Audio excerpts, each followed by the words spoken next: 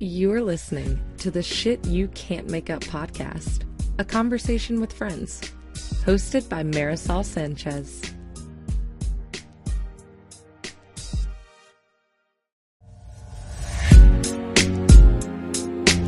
You are listening to the Shit You Can't Make Up podcast, a conversation with friends, hosted by Marisol Sanchez. Good morning, or afternoon, or whenever you're listening. It's morning. This is, I think, the first time we've done one. It's pretty early. It's 8:45. I know. You still have sleep in your eyes. I know. Well, I did wash my face in preparation for this. But it's also like day 2 after daylight savings time, so it's like, really quarter till 8 our time.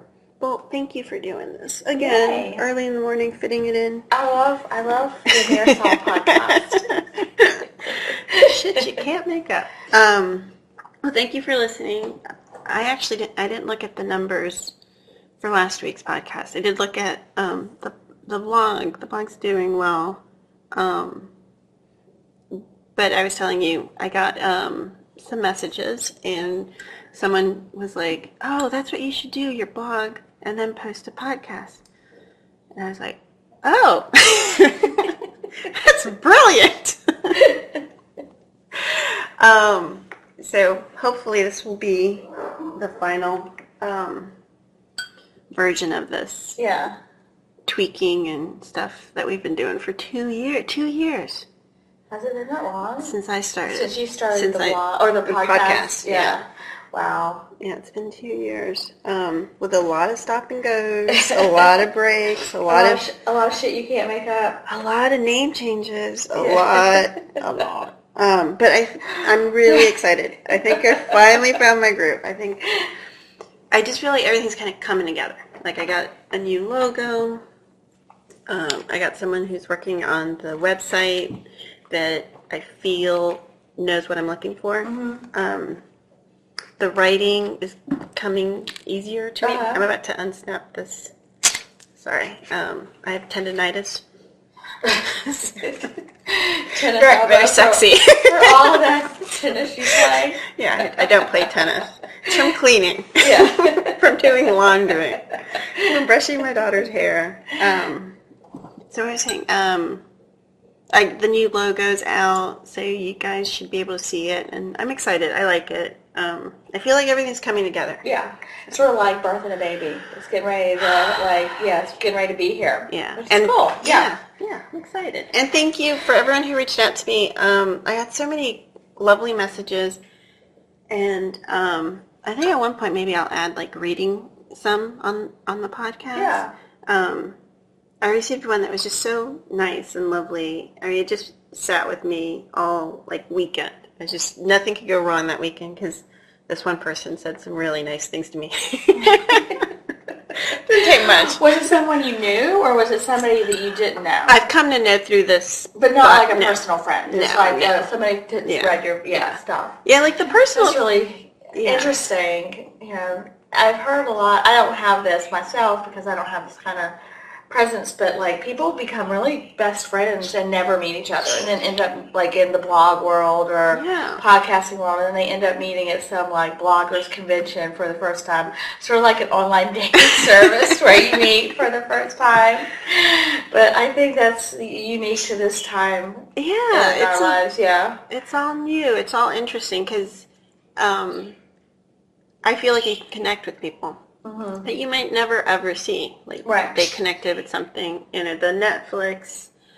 For those who haven't read it, I'm practicing Lent, even though I'm not Catholic. So I'm not watching TV. I'm on week 2, and I didn't know it was that long. I didn't remember. I thought it was 40 days. I was April 16th. So anyway, I have not been watching TV, but I related it to I felt that I was consuming so much as a way to avoid reality. Yeah. And that resonated with this So have you really still not watched? Have you not broken your limb? No, I've been super good. And the only thing that I did was I watched the last 5 minutes of the Duke Carolina game. Right. And it was just my son was watching it. And, it's a big rivalry in town. And I just sat down to see the ending. And then my little one walks in, and she's like, "You're watching TV?" I was like, "Oh, you're right." And I got up. Lola to television police. Well, they'll keep you on the straight and narrow. She gave up Sprite. She gave up Sprite. So we're in it together. Is that a big thing? We don't have it at home generally unless we order pizza. But she'll drink it when she goes out. Mm-hmm. That's basically our rule at home. And but we seem to go out a lot, so so it's like it's at home. Yeah, so it's a bit. But she switched it to Fanta. So, but just the fact that she's participating with me. She'll pray with me. She's the spiritual one of my group, or the potential. Yeah, that's true. Yeah, I think it's funny. I have people that give up. I have friends that will give up wine for Lent, but then they drink a vodka soda instead. Which I get. I was like, oh, it's not alcohol. It's like you're sort of replacing one thing with the other. But I see that. I guess I can see that. Well, my kids and I had this debate because they thought that YouTube wasn't TV. All three of them universally were like, "Oh, you can watch YouTube. YouTube's not TV." And I'm like, no, I could sit there and watch YouTube videos for hours. Right. So to me, it wasn't in the spirit of what I was trying to do. So. Right. Well, I guess if you wanted to learn something off YouTube, maybe that wouldn't be considered television, but you can certainly watch all television. You can watch a lot of television on YouTube. Yeah. So it is television, but it's not I think it is. Well, some of it is, some of it's not, I guess. Yeah. I mean, I just was I could watch TED Talks, from now until, I imagine how ridiculously, I'd be annoyed with myself if you gotta watch this TED Talk, till Lent. So I just know I'm not doing it. It hasn't been as difficult as I thought it would be. Yeah. Good. I've been super productive. So. Wow.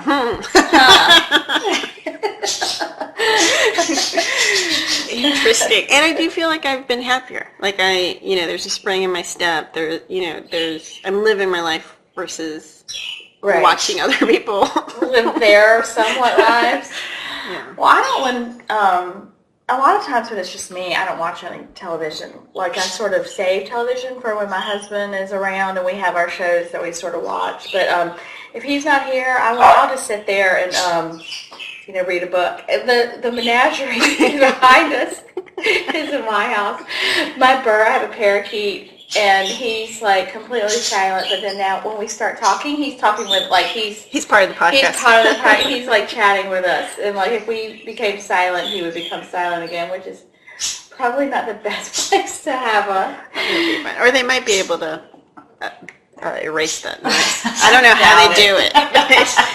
They're so what is it? Are you guys Duke? You guys are Duke fans. Thomas says. Yes, we're Duke fans. My youngest had surgery there, and she was 12 weeks. Yeah, 12 weeks old. So, a lot of people tease me. They were like, "Was Coach K in the operator?" And that's not a reason to be a Duke fan. But yeah, it sort of is. I can't think of a better one. People have weirder reasons for their fandom in North Carolina. But I have to be honest, I really don't. I went to Florida State, and that's a huge football program, and they have huge rivalries with University of Miami, University of Florida, and I just never got into it. It just never got into people being that invested in disliking another set of people. And that's the part I'm not, but I don't take it away from people. I know some of my best friends are huge, you must be a huge Carolina fan now? I'm not a huge Carolina fan because I went to the rival school, or one of the rival schools in North Carolina State, and so we would consider our biggest rival to be University of North Carolina. Now I have my son Preston is a freshman at Carolina. So that was really hard for John. I accepted it a little bit earlier. So I can pull for Carolina now to win. I would definitely pull for them to beat Duke. Mm-hmm. I'm still going to pull for NC State because first of all, they're just like so hapless and the underdogs every time they play. So I always like that. But yeah, when you send all your money to a school. That's what I was thinking. It's easier I'm like, to get behind it. That's what I was thinking. I'm like, if you're writing that check, I think you become a fan. Well, plus also something that I didn't really expect is that. We grew up in an NC State house, and, we have, people fly their college flags in our neighborhood, and if State wins, we'll go steal the flag and, put the State flag up. It's sort of like a little tradition in our neighborhood, ACC. But, so I think when Preston went to UNC, he, liked it, of course, but, after being there for a half a year, it's in. It's in his blood. It is in the blood. It's a big thing, and I think that's how it goes for everybody. So, like, now that he is so passionate about it, it makes you more passionate. Yeah. So, like, if he just was a ho-hum fan, like, didn't really care about it one way or another, I probably would not care about it quite as much. But, like, I know, that all the guys, they're all bummed when they lose. And so I'm like, I hope they win. In fact, I was just thinking when we're talking about not interrupting podcasts that there's a bunch of Carolina guys upstairs right now. They're all on spring break. I saw the cars. Probably walk down. That's fine. Join the podcast. Yeah, I never, any sports really, except for the World Cup, I really don't get passionate about anything sports related. But, and I don't like when there's a big rivalry, like my Facebook feed gets really ugly, with the Duke or Carolina game. Yeah. I just don't like, that negative, like, why do y'all have to hate on me? I don't say it, but that's what I'm thinking. But then it's even more because I have a friend who's like a huge Clemson, and I guess Florida State and Clemson are in the same, I don't even know, ACC, like whatever. That's information that just, I don't care. You are. Yeah. And I don't think we were even remotely good. I don't even know what the deal was, but I knew her winning the championship or their team winning the championship would mean so, like, she would just be ecstatic. She would be on cloud nine, whereas I didn't give a shit. Like, Yeah. I'm like, I'm so glad you, like, yeah. So I'm not, Yeah. Yeah, it's growing up in North Carolina, maybe it's just individual, but like I feel like growing up in North Carolina, you definitely have your favorites, and it's definitely basketball and football. Yeah. I don't know, basketball not so much in Florida, but football was, it was just... That's the culture. UM and Florida State and University of Florida. I remember it, that was one of the moments I had that I was like, yeah, this isn't for me. It was like it was my freshman year, and everyone was in line to get tickets for the UM Florida game. Mm-hmm. And I don't like sleeping outside, don't like camping, don't like football, slightly cold. So the whole thing was like I have no interest in this. Like, so why? Yeah, this is like wrong on every level. But you were talking about like being a Duke fan because Lola had her surgery there, but like I'm like my own dad, for example, like he is a diehard Carolina fan. Uh-huh. He sent 2 children to NC State, 1 to East Carolina. He didn't go to Carolina. Like Preston is the first one in the family to go to Carolina, but it's just there. Like he didn't really have a connection to it, I guess, except just being a fan. So I think you can be a fan for a lot of different reasons. I do have one observation just coming into North Carolina, not before Lola's surgery, having no care in the world about any of it. My humblest of opinions, I hope I don't offend people, I do think that it's a weird, the Carolina-Duke rivalry. What I see from it, and I have a lot of friends who went to Carolina, I have no problems with anyone, but it does seem to me that like Duke fans are hated so much more than, it's sort of like they remind me of University of Miami. They're just they're just hated. Yeah. And that always makes me feel like they're like, why you gotta hate on them? I think you're probably right. I mean, I don't know. I mean, That's my outside perspective looking in. I look at the Daily Tar Heel, which is the student newspaper that comes out every single day in Chapel Hill, and there was an article written by a guy that graduated around the time I graduated, like in the early 90s, and he had written an article while he was a student there working on the Daily Tar Heel about why he hated Duke.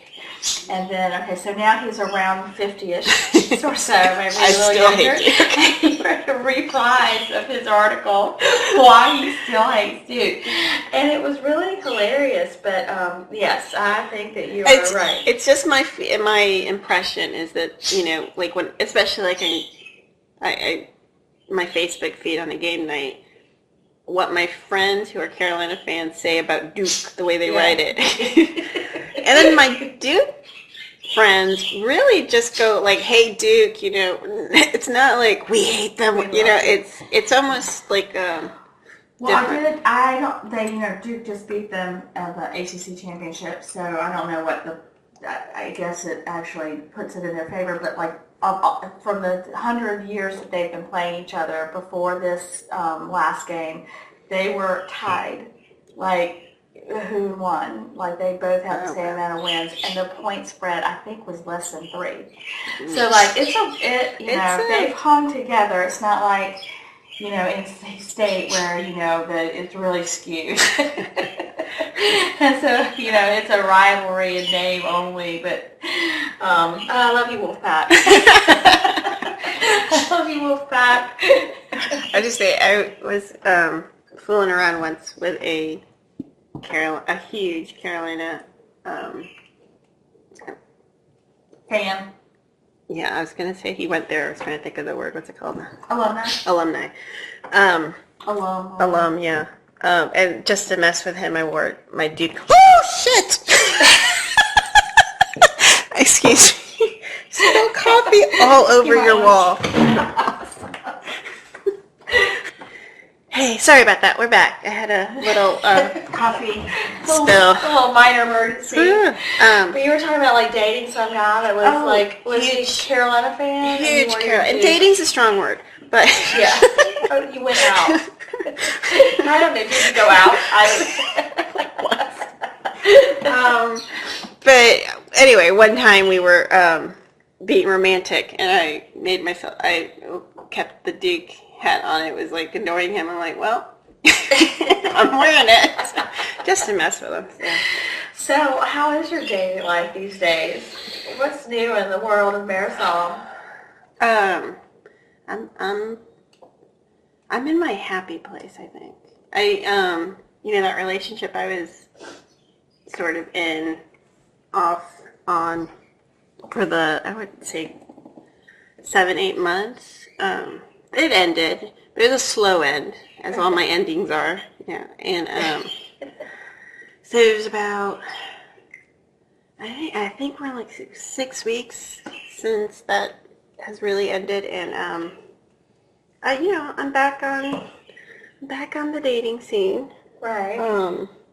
Doing Bumble and Tinder and seeing the same faces that I've seen for the last 5 years. When you're on, like, do people post on all of them? So do you see, like, so what would be the difference in going on, like, say, Bumble and, like, Match? Would you, this is both, right? This is my personal opinion. I don't know this to be true, but, like, Match is traditional. Match, you're paying for it. It's a paid service. You're paying for it. And that's the person who wants to have a girlfriend, a boyfriend, a relationship. Eventually get married. Tinder, I think, has the reputation of being a hookup thing, but it's not. I mean, I don't think of it as a hookup thing because you decide what you know. Right. It's addicting because you swipe. You know, I thought that would be a fun podcast one day, like us going through my Tinder and swiping, because I don't understand how like a lot of men put pictures of themselves with their fish, and I'm like, why? Or with their children. Yeah. It's like, I think I could have a lot of fun critiquing Tinder. Bumble is different because the woman initiates. So the guy can't communicate with you until you communicate with them first. Okay.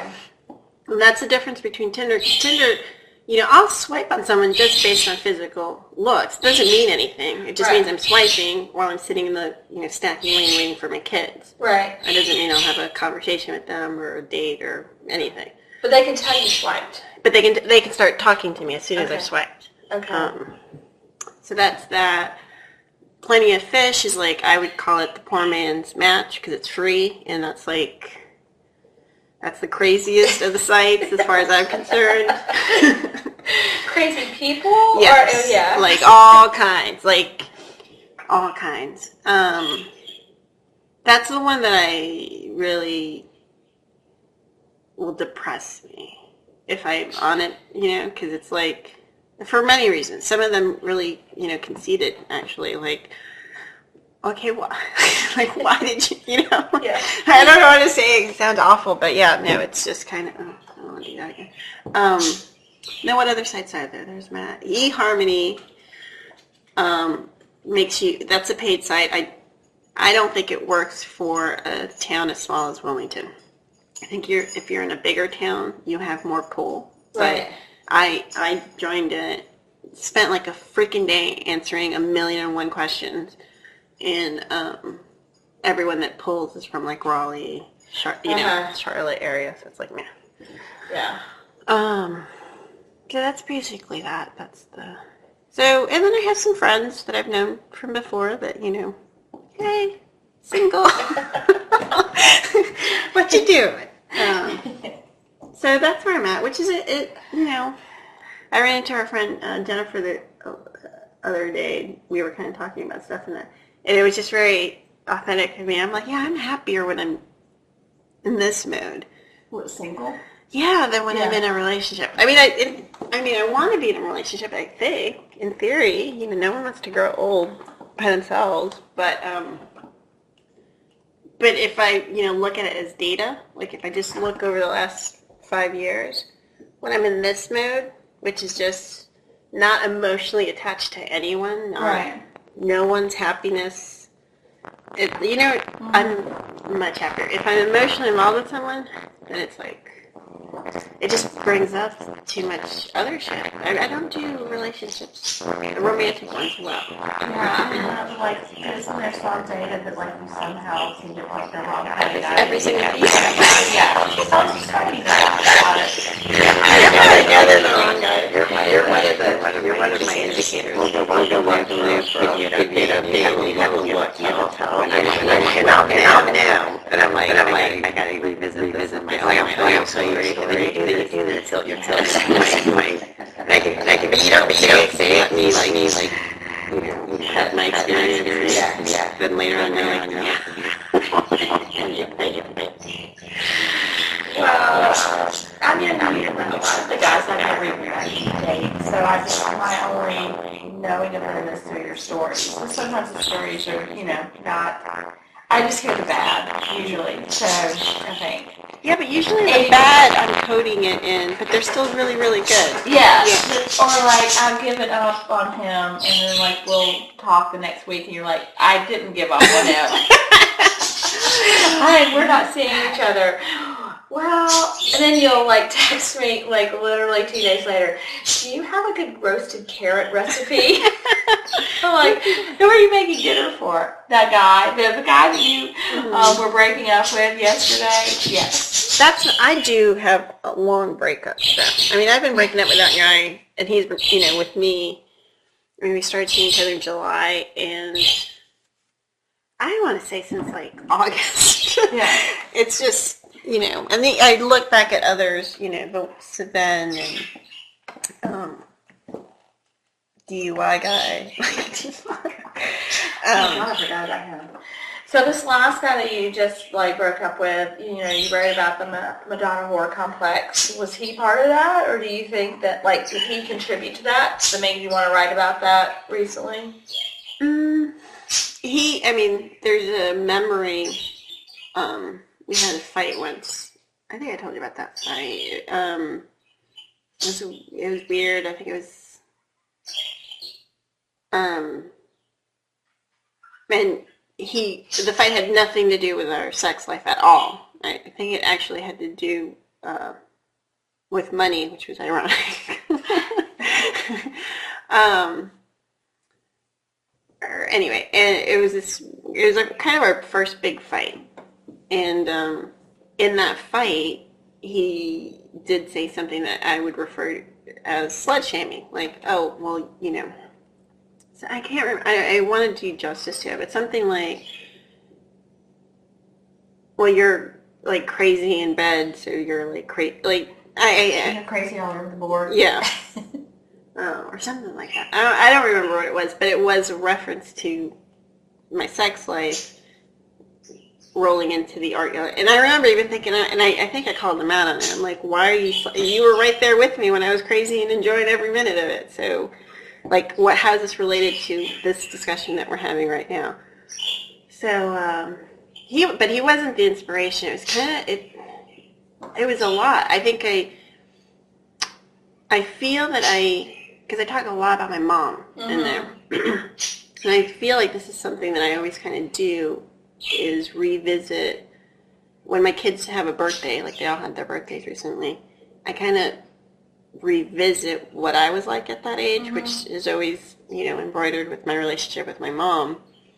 And just the parallel, just having a daughter who's, more a young lady than a little girl, all that, then it pulls me back to how it was handled when I was growing up. So that was more the inspiration. It was really, I think, my mom. Right. Than any guy. Well, I love the stories about your mom that you tell, which is, doesn't sound weird to say you love them because they're all usually bad. Like, but I think maybe I'm like really intrigued or like by the stories about your mom. I like interesting family stories. It's sort of, I think it's like we're at the age, like, I don't know how old your mom was when she had you, but like, this is when our children are the age that we can remember being. Like, we can remember being 14, 15, 16, and my children are about the same age. My mom was the same age that I was when I had children, so now I can, like, remember being 15 and what my mom was like, and I'm her age mate now in time, and it's just really weird to think about your mom as, like, you, which is about the first time you can really do that. And, realize that she was like a real person. Yeah, that's kind of what the whole... So it was more my mom that inspired that. And, the word whore, you and I have talked about that word a lot over the years. It's just a word that's always circled around me. Not about me. Like, no one's, as far as I know, called me a whore except myself. But it's, when I was little... in Spanish, there's a phrase. If you watch Narcos on HBO, they do the subtext, and you hear "hija de puta," "hija de la gran puta," 1,000 times over that season. And that means daughter of the slut, daughter of the greatest slut. Like, and it's just, and my family actually didn't. My mom didn't curse. It wasn't something my brother said, but it was in my culture. So puta, slut, whore. It's there. Then you add Catholicism. Then you add fundamentalist Christian. I just got a lot of data. You're like a case study. I'm a case study. And I remember one time, the only time my mom called me a whore was my brother's rehearsal for his wedding at her church and his church.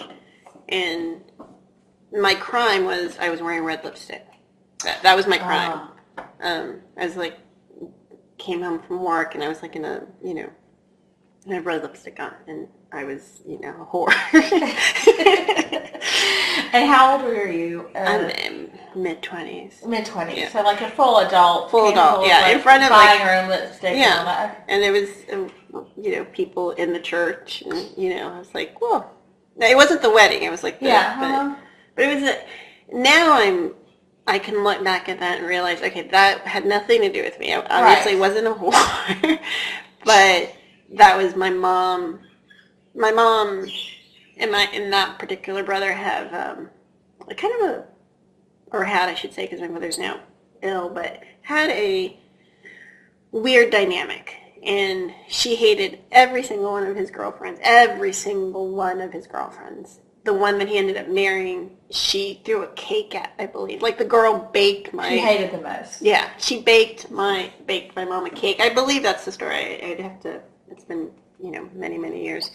And she threw it at her. So my mom... Girlfriend. Yeah, my mom did not like... That would not happen in the Southern culture. Yeah. I don't think it happens in Spanish culture. I don't think my culture should take... That's my mom. But she... So now I can look back at that incident and be like, okay, that's because she was losing her son or whatever that weird dynamic that they had. So I was one of her punching dogs. And so that was the only time she really called me, that I could remember, whore. And that, yeah. And then there were other times we have some funny, like that, bald head. Yeah, I was going to I think it's been told before, but like one of the very first times I met you, we were on a girls' beach trip, and that was back in the days when we would play games and stuff, and we were playing, I can't remember what it's called, like Taboo or something like that. Catchphrase, and where you say something to get somebody to say a word without saying a certain amount of other words. And so I remember the clue. I think I might have even been giving the clue, and you were on my team, and so I was drunk. Like, I should just preface, like, really, really, really, really drunk. So, and I don't know, maybe if you're not of a certain age, you won't get this because it is sort of like a pop culture reference, but the clue was, sometimes you feel like a... And it was like a pause, and you said, whore! And it was like... Silence. 12 girls, silence. Look. Yeah. So I've always felt a whore in me. So that word's always circled my life in a way, and I think this blog post was kind of me processing it. Like, I started off saying there's these two, but I think I have both because of the opposite. I'm talking about the whore. The opposite is, please validate this for me. I think I'm generally a very nice person. So I'm not, not that you can't be a whore and not be a nice person, but I'm like reconciling those two parts of yourself. Yeah. I'm the Girl Scout leader who also, is on Tinder. Yeah. That should be your tagline. The Girl Scout leader that is on Tinder. Should wear a Girl Scout outfit. I'm my Tinder for But I'm 43. Part of the post I kind of go a little veer off about why. I don't know. I can't say never for anything. But at this point in my life, where I'm at right now, I don't see me going traditional. I don't see me bringing a man.